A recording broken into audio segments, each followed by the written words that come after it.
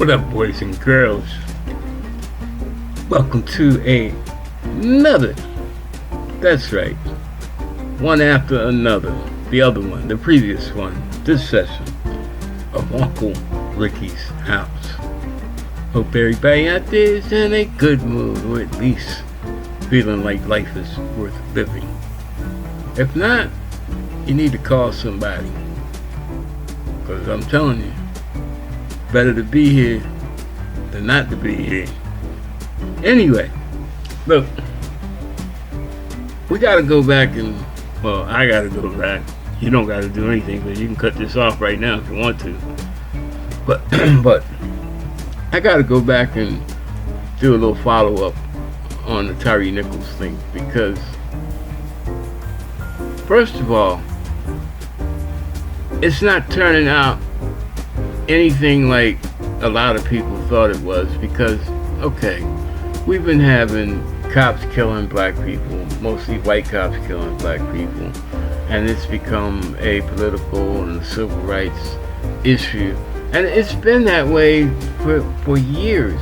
I mean, it probably came to a head with all the you know, the lynchings and stuff in the 20s and 30s and up to the 40s and 50s, and then all the civil rights protest actions in the late 50s and all through the 60s. And it was, I mean, it just wasn't Southern police departments, it was Northern police departments. You know, New York City, they did their thing to fight the uprise of the Muslim movement, and keep an eye on the Black Panthers. And out west in LA, they had their anti-black squad, and blase. And it was, I'm not going to say it was accepted, but it was understood that it was probably necessary, or deemed necessary by those in power at the time. And I know you're saying, well, what the fuck does this have to do with what happened in, you know, to Mr. NICHOLS? Well, this is what it has to do with it, is because the police were created, no matter where they were created at, with the idea of, well, the official idea of protecting law and order, but they were always created to protect the interests of one group against the interests of other groups that didn't have the power, or didn't have the money, or just were considered socially less than because of either their, you know, education, their skin color, their religion, or, you know, just the fact that they weren't the first ones there. Now we come around in 2023, and, you know, this has gone through the white-black thing, the you know, the oppression of minorities. And we get to Memphis, Tennessee, Memphis. And we have a 29-year-old black man murdered on camera in front of the city, the nation, and the world to see. And it kind of is almost obvious that the people that are perpetrating the beating are going by a script, because nothing makes sense about what they're saying, what they're reporting. It doesn't make sense about what is actually happening. And the final result is we have a 29-year-old black man murdered at the hands of the police. Well, first of all, you know, this is gonna rip the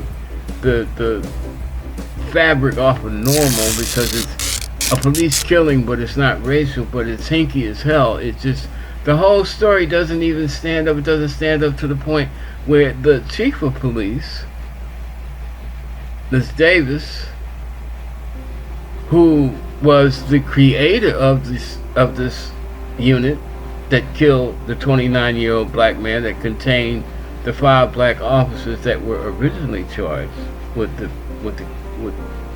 things that led to this black man's death. And she's quickly trying to push this thing through, like, you know, tearing down all the normal walls that would be, you know, slowing down the process, you know, keeping these officers out of jail. And everybody's saying, well, it's only happening that way is because they are black officers.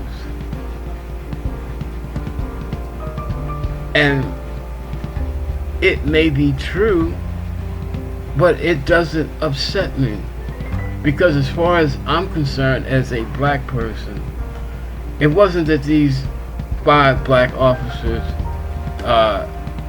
gave up their, you know, quote unquote pass to the barbecue when they became police. They gave up their pass to the barbecue when they decided to become the type of police that they are, the type of police that they showed themselves to be when they killed Mr. Nichols. They deserve to go. They deserve whatever's coming to them. I have no, but that doesn't eliminate or alleviate the questions. How did this unit get this way? How did this chief that, you know, said that this was necessary to get Memphis back, you know, under control, to make it a desirable place, to quiet it down in the minds of the people that mattered? How did they end up doing something like this? Well, it seems that Chief Davis has has an intimate relationship with this type unit, because she was the commander of another unit back in Atlanta, the Red Dog unit, that kind of went the same way and became more of an eyesore, more of a terror to the people that they were supposed to protect than the actual criminals that were in the neighborhood. Now, I guess you can say history repeats itself and, you know, all of that, but that's not the end of this. You got all these other, you know, you got people like Tucker Carlson trying to play the concerned white man by bringing on all of his Sambo Coon favorite black people, like, you know, Mr. Whitlock, saying that the whole thing is the fault of a social illness that occurs because of so many black women, single black women, trying to raise black males by themselves. And you know, you really don't even want to give this air, but you got to, because it came off on a national platform that a lot of people listen to just to validate their own ignorance. Now, that being said, you still had 5 black cops that murdered a black man, a 29-year-old black man, maybe unknowingly on camera, but they did it in a manner that involved other first responders, other police, and they have film of these people not even showing up, not even giving a shit about this man dying, actually dying. They might not have known it, but at the time, actually dying right in front of them. But if they had done their jobs and tried to, render first aid like they were supposed to, like they were trained to do, maybe the man wouldn't have died. Why does an entire police force, at least everybody was present on the scene then, and even, you got to take it even further, what about the ones that had their asses in the chairs back in command?